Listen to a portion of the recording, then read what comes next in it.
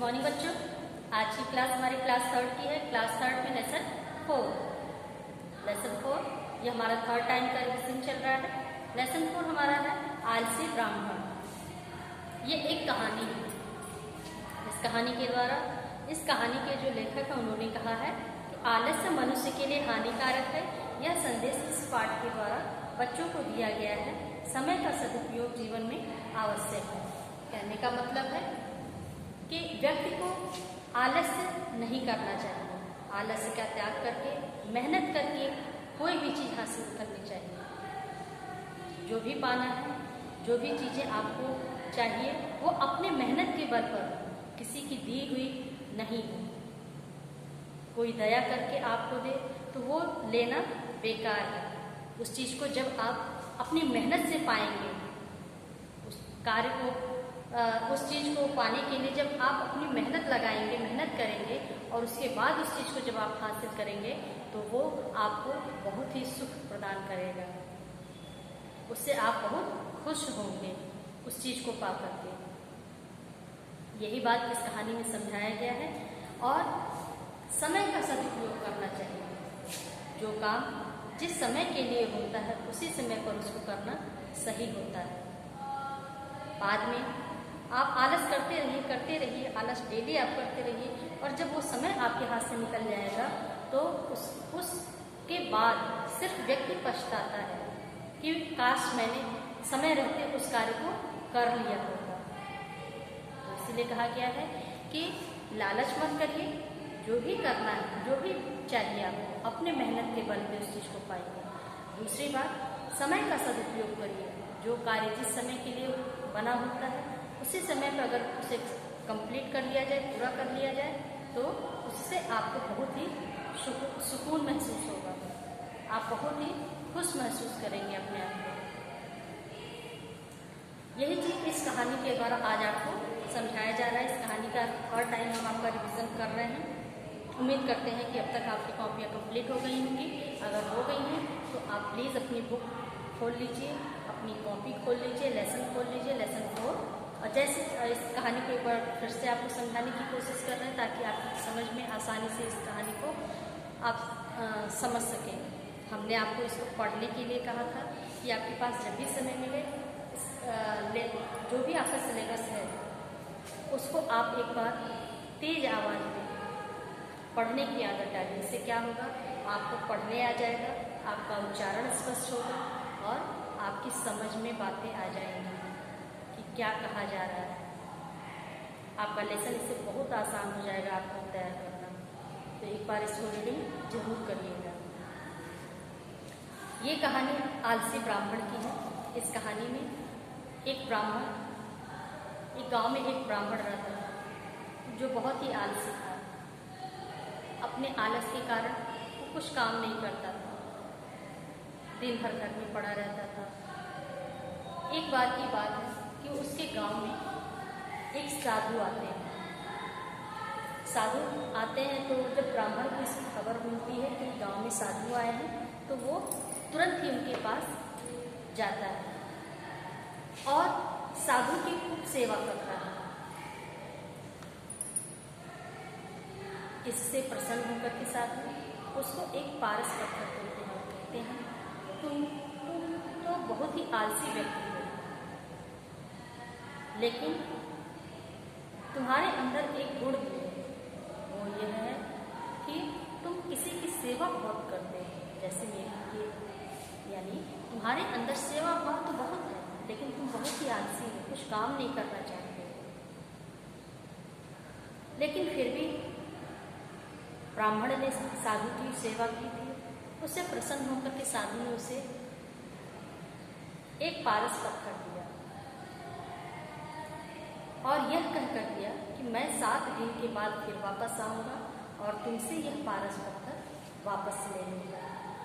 इन 7 दिनों में तुम इस पारस पत्थर से अगर लोहा छुआ दोगे तो वह लोहा सोने में बदल जाएगा, वह सोने का हो जाएगा और इस प्रकार से तुम्हारी गरीबी जो है वो दूर हो जाएगी। यह कहकर साधु चले जाते हैं। ब्राह्मण बहुत खुश होता है दौड़ा दौड़ा वो अपने घर आता है, अपनी इस बात को अपनी पत्नी से कहता है। पत्नी भी बहुत खुश होती है कि उसका पति बहुत ही आलसी है, कुछ काम नहीं करता है, जिसके कारण वो बहुत ही गरीब रहते हैं लोग। लेकिन पारस पत्थर की बात सुनकर के पत्नी भी खुश हो जाती है, ब्राह्मण भी खुश हो जाता है कि किसी प्रकार से उनकी गरीबी दूर हो जाएगी।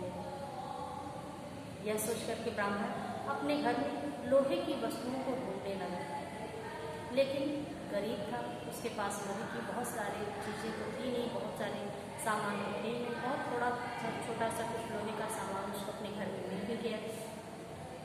फिर उसने उस लोहे को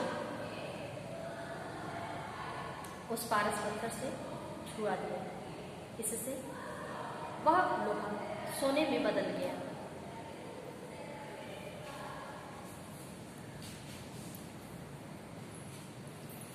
जब वह लोहा सोने में बदल गया तो ब्राह्मण और उसकी पत्नी बहुत खुश हुई।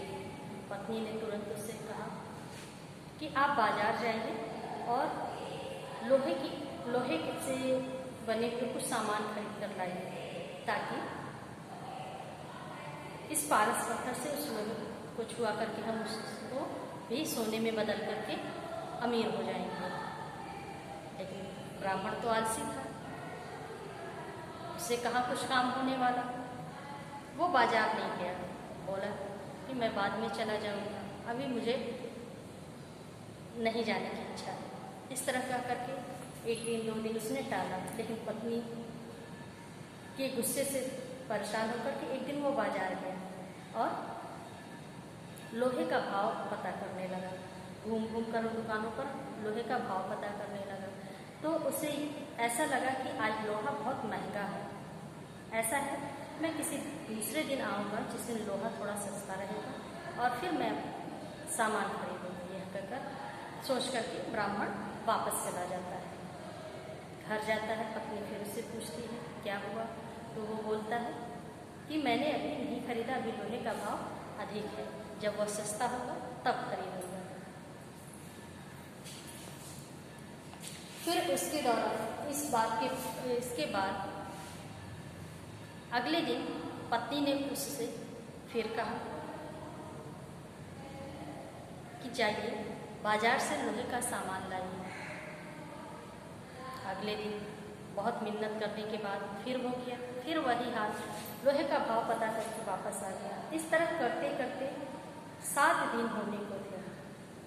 7 दिन पूरे हो गए।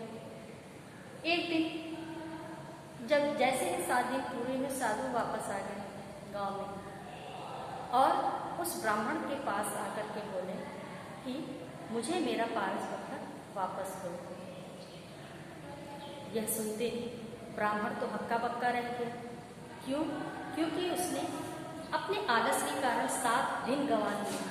उसके पास 7 दिन का समय था, लेकिन वह आलस के कारण ना तो लोहा खरीदा और ना ही अपनी गरीबी दूर किया, ना ही सोना बनाया, ना ही उसकी गरीबी दूर हुई।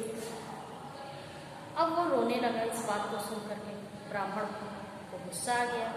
उन्होंने कहा कि जो व्यक्ति आज का काम कल पे टालेगा, वो अपने जीवन में कभी भी उन्नति नहीं करेगा।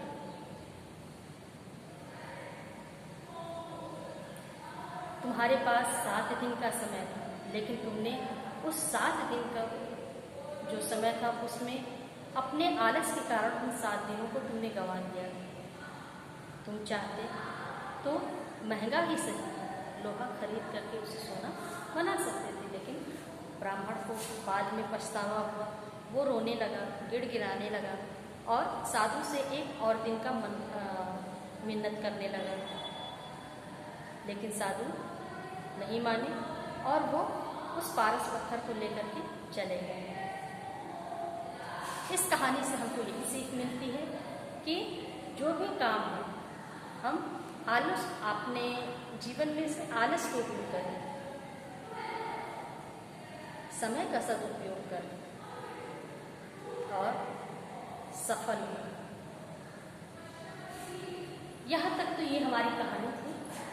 अब इसके बाद हमारा शब्दार्थ आता है। शब्दार्थ का बुक खोल लीजिए और जैसे जैसे हम बोल रहे हैं साथ में आप भी साथ साथ बोलेंगे, इससे आपका रिवीजन भी हो जाएगा। प्रसन्न, खुश, पोटली, छोटी गठरी, आलसी, सुस्त, भाव, दाम, प्रतिदिन, प्रत्येक दिन या रोजाना, कानों पर जू न रेंगना, बात पर ध्यान न देना। समझ में आ रही है बात? जैसे यहाँ प्रत्येक दिन का दो अर्थ दिया गया है ना, प्रत्येक दिन या रोजाना, आपको एक याद करिएगा। कानों पर जू न रेंगना का मतलब जैसे कोई बात आपके पेरेंट्स आपको कह रहे हैं, आप उस बात पर ध्यान नहीं दे रहे हैं, वही बात है कि किसी की बात पर ध्यान न देना। सदुपयोग, उचित उपयोग, भूल, गलती, उन्नति, तरक्की, आंसू बहाना, पश्चाताप करना, गिड़गिड़ाना, मिन्नत करना या हाथ जोड़ना। यहाँ फिर दो अर्थ दिया है, आपको एक भी याद कीजिएगा। अब इसके बाद से है, इन शब्दों को इस तरह भी लिख लिया, यानी दो तरह किससे लिखकर दिखाया गया है, दोनों सही है, दोनों का उच्चारण भी एक ही है। अब आता है प्रश्नोत्तर की बारी। आप अपनी कॉपी खोलेंगे, खोलकर सामने रखिए, ताकि जैसे जैसे हम क्वेश्चन बोल रहे हैं साथ में आप मेरे आंसर बिना देखे बोलने की क्षमता रखते हो अगर तो बोल सकते हैं। यानी कहने का मतलब है अगर आपको याद है तो आप बिना देखे भी बोल सकते हैं, नहीं याद है तो कम से कम अपनी कॉपी खोल कर रखिए और साथ में मेरे बोलते जाइए।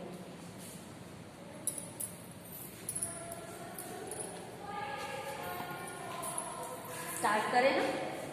कॉपी आपकी निकल गई। फर्स्ट क्वेश्चन हमारा, ब्राह्मण किस प्रकृति का व्यक्ति था? तो हम आंसर में लिखेंगे ब्राह्मण आलसी प्रकृति का व्यक्ति था। सेकंड क्वेश्चन हमारा है, ब्राह्मण को पारस पत्थर कैसे मिला? ब्राह्मण को पारस पत्थर कैसे मिला?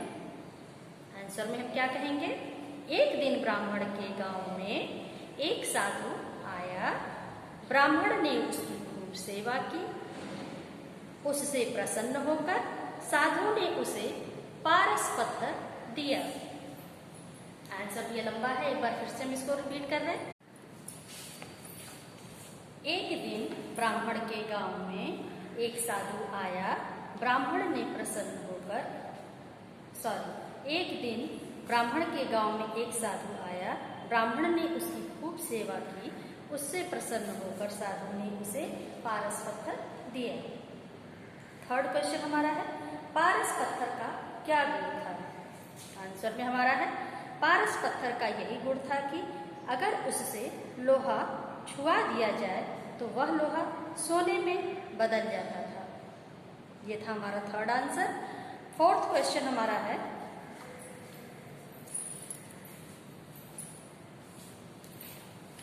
साधु के पारस पत्थर वापस मांगे जाने पर ब्राह्मण क्यों रोया? आंसर हमारा है, ब्राह्मण बड़ा ही आलसी था, साधु ने उसे 7 दिन के लिए पारस पत्थर दिया, पर अपने आलस के कारण वह उसका उचित रूप से उपयोग नहीं कर सका, इसी कारण वह रोया। फिफ्थ क्वेश्चन हमारा है, साधु ने ब्राह्मण को क्या शिक्षा दी? आंसर है, साधु ने ब्राह्मण को यही शिक्षा दी कि जो मनुष्य आज का काम कल पर छोड़ता है, समय का सदुपयोग नहीं करता है, वह सदा परेशान रहता है। यहाँ तक तो हमारा प्रश्नोत्तर कंप्लीट हो गया। इसके बाद हमारा आता है किसने किससे कहा। फर्स्ट है इसमें यानी क, मुझ पर दया कीजिए, कम से कम एक दिन मुझे और दे दीजिए। ये वाक्य किसने कहा है इस कहानी में? ब्राह्मण ने कहा है। किससे कहा? साधु से। अगला है ख, तू है तो बड़ा आलसी, परंतु सेवा भाव बहुत है तुझ में। ये बात किसने कहा इस कहानी में? साधु ने कहा। किससे कहा था? ब्राह्मण से कहा था। ग, जो मनुष्य आज का काम कल पर छोड़ देता है, वह सदा परेशान रहता है। इस कहानी में इस बात को किसने कहा? साधु ने कहा था। किससे? ब्राह्मण से। इसके बाद दिए गए शब्दों से खाली स्थान भरना है। इसमें कुछ शब्द दिए गए हैं जो हम आपको बोलकर सुना रहे हैं। आप अपनी कॉपी अपनी बुक में देखते रहिए। पहला है प्रसन्न, दूसरा भाग्य के भरोसे, तीसरा उन्नति, चौथा सोना और पांचवा काम। अब पहला वाक्य हमारा है, स्टार्टिंग में ही खाली जगह दे दिया गया है, उसमें डैश करके छोड़ा गया है। उसके बाद लिखा है उसका जीवन बीत रहा था। तो कैसे बीत रहा था? भाग्य के भरोसे। पहला शब्द ने ऊपर से दिया, भाग्य के भरोसे उसका जीवन बीत रहा था। ख, मैं तेरी सेवा भाव से बहुत प्रसन्न हूँ। सॉरी, मैं तेरी सेवा भाव से बहुत डैश हूँ। क्या हूँ? प्रसन्न। ग, ब्राह्मण कभी भी कोई डैश नहीं करता था। क्या नहीं करता था? काम। उसने थोड़ा सा ही डैश बनाया। क्या इसमें डाला जाएगा? लोहा, सोना। उसने थोड़ा सा ही सोना बनाया। अंग, तुम्हारे जैसे लोग कभी भी डैश नहीं कर सकते। क्या नहीं कर सकते? उन्नति। तुम्हारे जैसे लोग कभी भी उन्नति नहीं कर सकते। यहाँ तक तो हमारा खाली जगह का क्वेश्चन कंप्लीट हो गया। इसके बाद दिया गया है कि दिए गए वाक्यों से क्रिया शब्द चुनकर सहायक क्रिया शब्द, मतलब जो वाक्य दिया गया है उसमें से क्रिया बताना है और सहायक क्रिया बताना है। 2 कॉलम बना हुआ है, उसके नीचे डैश बना हुआ है, हमको उधर भी ही लिखना है। तो पहला है क, पहले दिन ही थोड़ा सा सोना बनाया था। तो इसमें क्रिया क्या है? बनाया, और सहायक क्रिया था। अगला है, एक गांव में एक गरीब ब्राह्मण रहता था। अब इसमें क्रिया क्या है? रहता, और सहायक क्रिया था। ग,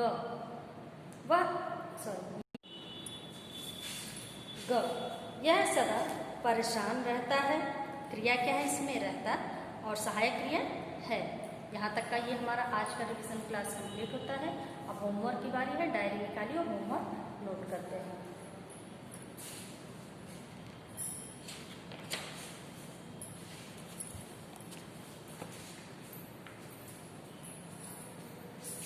ये है आज का हमारा होमवर्क,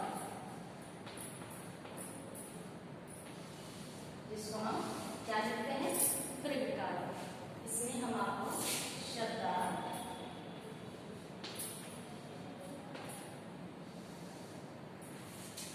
आपकी बुक में दिया है, और किसने किससे कहा, किसने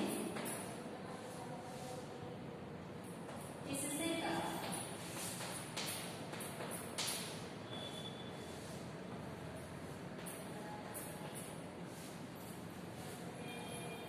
कॉपी में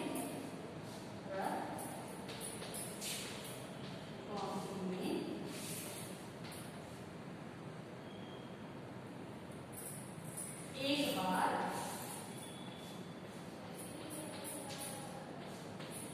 लिखकर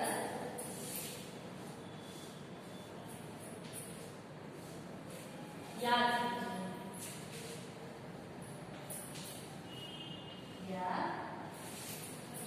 कीजिए।